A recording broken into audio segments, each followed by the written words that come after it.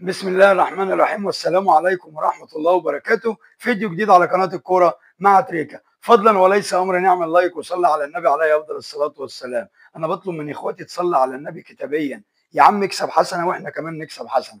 دلوقتي النادي الأهلي هيوافق يبيع أسامة أبو علي، وأسامة أبو علي قاطرة بشرية. وأسامة أبو علي هي قصة مش في يمشي ولا ما يمشيش، القصة دلوقتي اللي أنت معاك أسامة أبو علي.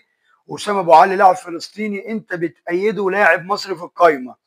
وأسامة أبو علي هداف، فاولات، هيدز، شمال، يمين، كل حاجة عايز تقولها قولها، سوبر ستار.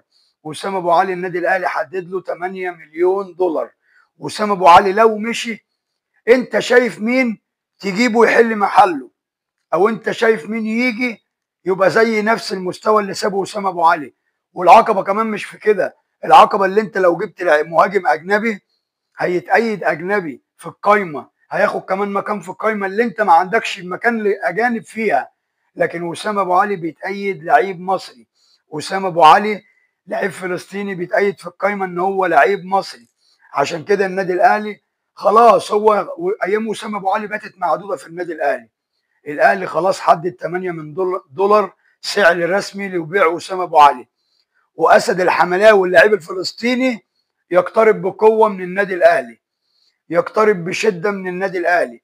اسد الحملاوي مهاجم قوي، اسد الحملاوي شمال ويمين ويدزي، بس احنا كل ده شفنا فيديوهات وشفنا حاجات ما شفناش على الطبيعه زي اسامه ابو علي. واسامه ابو علي جمهور النادي الاهلي اتفاجئ ان اسامه ابو علي الاهلي مضى معاه، ما كانش حد لسه يسمع عنه ولا حد يعرفه، اللي الاهلي عارفه ان هو محترف بره.